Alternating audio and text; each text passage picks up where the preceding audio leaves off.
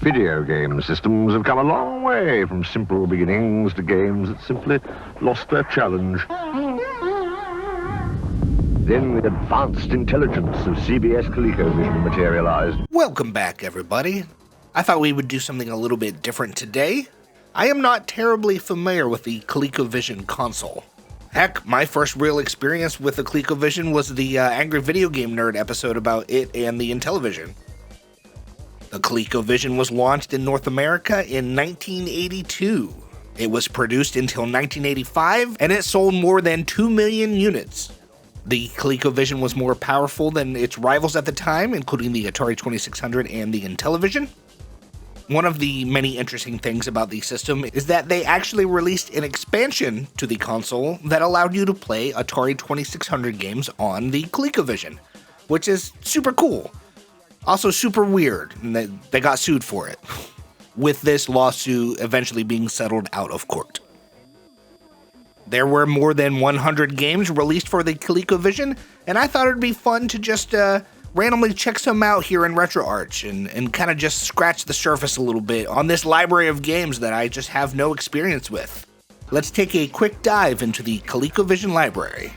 Mix vous emmène au cœur du jeu, avec turbo. Prenez le volant. Partez, accélérez.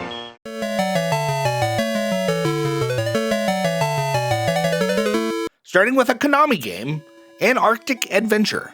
Antarctic Adventure was first developed for the MSX, and then ported to the ColecoVision and ultimately the Famicom. And immediately when I loaded this up, it kind of blew my mind. The graphics are pretty lovely, definitely way more advanced than anything on the Atari 2600. And it's a really simple experience with a lot of charm. It took me a few rounds to kind of get the hang of what was going on. Not that it's complicated, but it just took me a couple runs to kind of get into a rhythm. You're just kind of skating down this ice, avoiding obstacles, catching fish and getting flags for bonus points, and just trying to reach the end of the level before the time runs out. I definitely enjoyed my time with this, and this is one I'm definitely going to be playing more of. And now I'm definitely interested to try the Famicom version of this game. I'm going to play this game a lot more. Definitely recommend this one.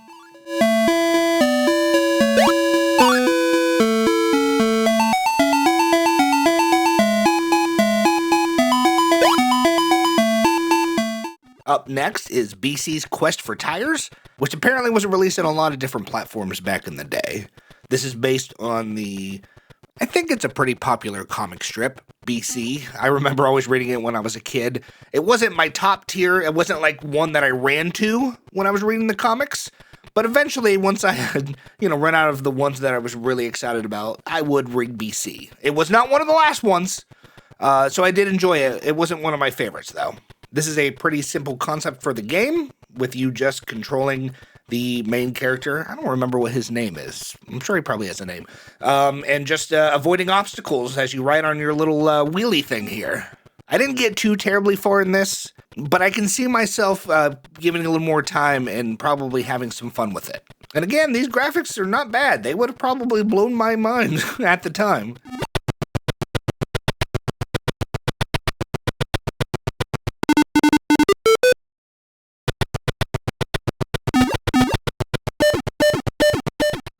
And up next, we have Burger Time, which appeared on just about everything, I think. This is a pretty good version of Burger Time. Definitely better than the Atari 2600 version of Burger Time. I would have to play it directly against the NES to see how it compares. But this is not a bad version of Burger Time. I'm not the greatest Burger Time player, but I've always enjoyed playing it and like seeing the different iterations of it. I think the graphics are pretty good and the sound is pretty well done. Definitely a good arcade conversion of a classic. And up next, we have the almighty Centipede. Centipede is one of my all-time favorite games of all time. It is probably my favorite classic arcade game from that era. I eventually would like to do a video where I look at every possible iteration of this game. I think that would be really cool. There are a lot of different versions of Centipede to look at. And yeah, this one's not bad. It's not bad. I think the animation on the actual Centipede is really nice. I really like the way that looks. I do not like the way that they rendered the spider. I don't know what it is. It just looks wrong to me. I can't explain it. Something about the way that its legs are crooked. I'm not a fan of the spider, but everything else is not bad. Personally, I do have a lot of nostalgia and fondness for the 2600 version of this game, but I'm definitely going to be playing more of this one, and there's a lot to like about it here. I'm glad I finally checked this out.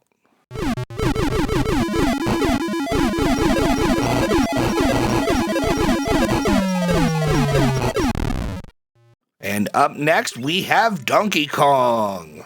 Donkey Kong was the pack-in game for the console, which was a really good choice. This is another one. When I loaded it up, I was like, whoa, this looks really good for the time. These graphics are amazing. I mean, just compare it to the 2600 version of Donkey Kong, and you'll see what I mean.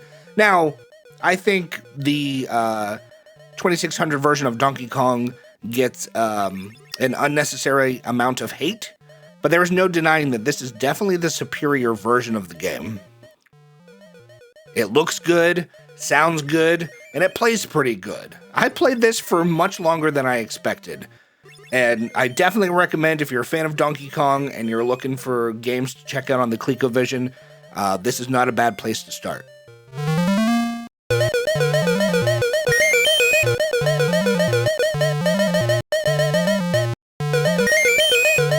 Up next, we have Dragonfire from Imagic. Dragonfire for the Atari 2600 is one of my favorite games for the system. And I was really excited to see what the ColecoVision version was like. And you know what? It's not bad. The graphics are definitely an upgrade in some ways. I mean, in a lot of ways, I can't put my finger on it. I don't know if it's just me being stubborn and nostalgic, but I personally think I prefer the 2600's graphics. But this is still a pretty good game. I was definitely having more trouble on this one getting started. I don't know if this version is actually harder, or I don't know. I was just playing real bad at the time, but I did have trouble getting anywhere in this one. But I'm definitely excited to give this more time later and, really get into it and see how it stacks against the 2600 version. I never even knew that this game came out on anything else. So that is super cool to see that Imagic's reach was a little further than I realized. I'm looking forward to playing this one more later. Up next, we have Frogger. And everyone knows Frogger. Everyone loves Frogger, right? This is a pretty good version of Frogger.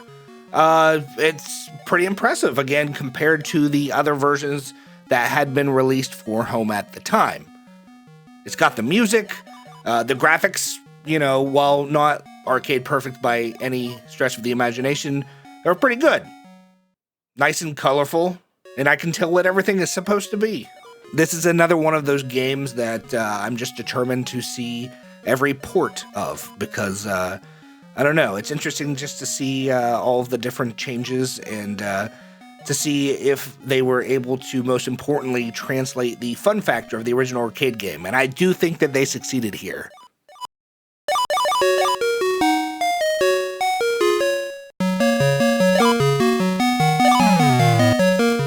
Next up, we have classic arcade game Galaxian. And this is a pretty good version of Galaxian. I don't know how to explain it. And again, I didn't give much time to any of these games. This is literally just like a quick dive, quick scratching the surface of the ColecoVision library. Something felt a little off to me about this version of Galaxian. But like I said, I just can't quite put my finger on it. Not to say it's a bad game. I actually had a lot of fun with this. I think it looks pretty good. I think it sounds pretty good. But there's just something that felt off to me. I'll have to play it more and compare it to other versions to figure out what exactly that is. But again, this is not a bad conversion. I had a lot of fun with it, and I'm excited to give it more of a play.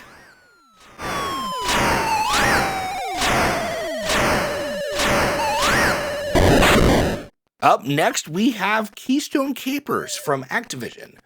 Keystone Capers, if you've been watching the channel for a while, you probably know is one of my favorite games of all time. I absolutely adore this game on the Atari 2600. It is the first game that I remember playing as a kid Whether or not it was actually the first game, it's the first game that I can remember. And I got a lot of love and nostalgia for it. It holds a special place in my heart. When I first found out that there were other versions of Keystone Capers released for other systems, that kind of just blew my mind, because I always thought of this as like an exclusive 2600 game. And I gotta say, I actually enjoyed playing this version quite a bit. The graphics look nice, and the gameplay is pretty solid. With a game as important to me as Keystone Capers and all of my experience with the original version, it is kind of hard for me to really, I think, give this a fair shake, because even though I do think that this game looks phenomenal and I think it plays very well, I don't think anyone, just because of my bias, will ever be able to take any other version of this, will be able to take the place of the original game. But I'm super excited to have finally played this, and I'm going to be playing this a lot more. This is a very good playing version of Keystone Capers.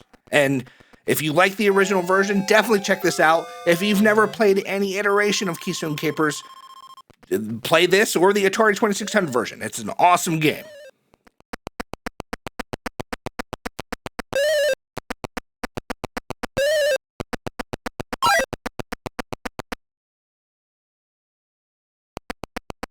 Up next, we have another arcade classic with Q*bert.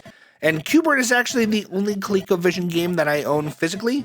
I do not own a ColecoVision, but one of the subscription boxes that I subscribed to inadvertently sent me the ColecoVision version of Q*bert instead of the 2600 version. So that is the first game that I'll have should I ever get myself my own ColecoVision. And this is, again, a pretty good conversion of Q*bert. I had a lot of fun with this. I'm not the best at Q*bert. I do actually curse while playing this game. I get so frustrated when I hit the balls and the snakes and stuff. Or when I eventually, as I always do, jump off the side of the world. But it's still fun. It's a lot of fun to play. And yeah, again, it's definitely a good version of Q*bert. And if you like Q*bert, definitely give this one a look.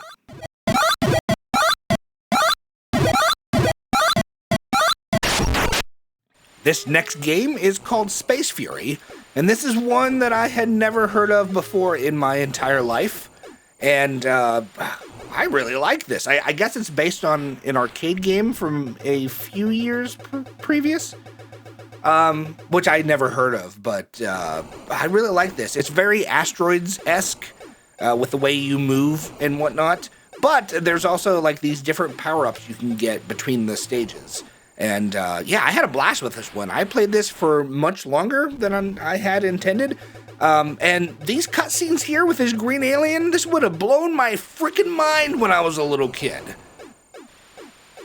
This game is awesome, and I'm definitely going to be playing this one a whole heck of a lot more.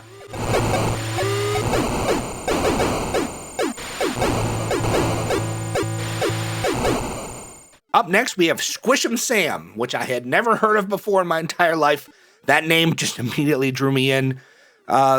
You pretty much play as this character, Sam, trying to climb up a building while stomping the shit out of things. It's actually a lot of fun. I wasn't great at it, but I bet you the more I played it, the better I would get at figuring out the timing. Like the timing for smushing things, I wasn't really grasping at first, and sometimes I didn't quite get the timing of the stomping the creatures quite right, but I think if I just spent some more time with it, I would better understand the way that the game works. But again, one I've never heard of. I guess it was released for several computers at the time, but I had a lot of fun with it, and I definitely recommend you check Squish 'em Sam. I'm going to be coming back to this one for sure.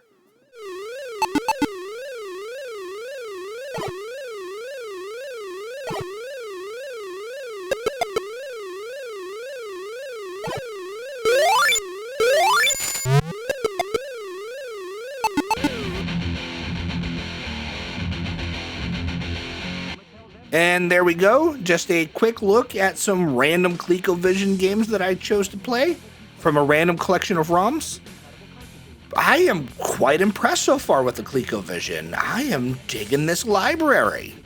Let me know, anyone who has experience with the ColecoVision, What are the greatest games? What are the hidden gems? What should I look for? These graphics, again, would have blown me away when I was a tiny lad with my Atari 2600.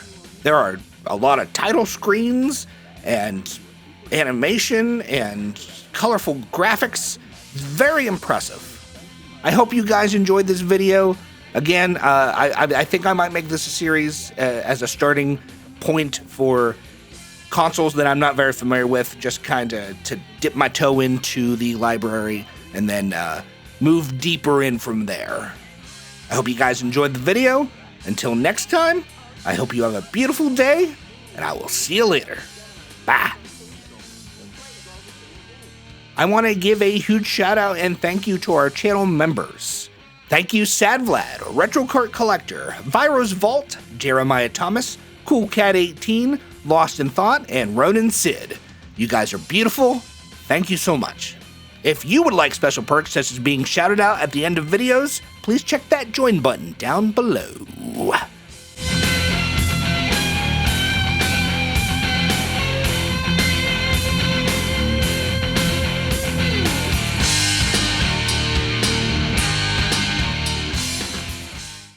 I don't wanna grow up, I'm a Toys R Us kid. They got a million toys at Toys R Us that I can play with. Know what I want, Jeffrey? You want a ColecoVision game system. Buy it for $99.84 and buy a ColecoVision cartridge from Coleco and get a free Cabbage Patch doll from the manufacturer. Wow! Tarzan game cartridge just $29.97 and War Games also just $29.97 from Coleco. More games, more toys, oh boy!